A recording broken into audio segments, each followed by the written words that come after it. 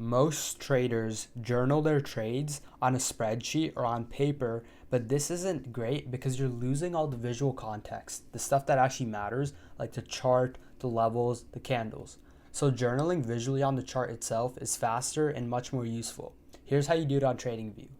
First, let's go to the left-hand side of TradingView, go to Geometric Shapes, and then click on Arrow Marker. Let's mark out where we entered and exited.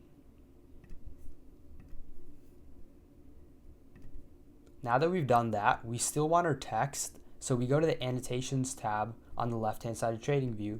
Now, instead of just going to text, we're going to go to Note because this allows us to connect our arrows and our text together. Let's say entry due to X reason.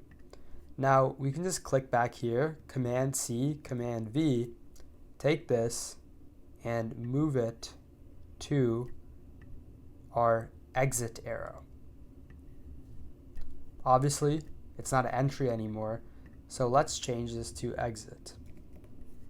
Now, there's much more stuff you can do in the text boxes, such as adding your different confluences, indicators, your support and resistance levels. Say, for example, we want to add that not only on our text box, but also on the chart.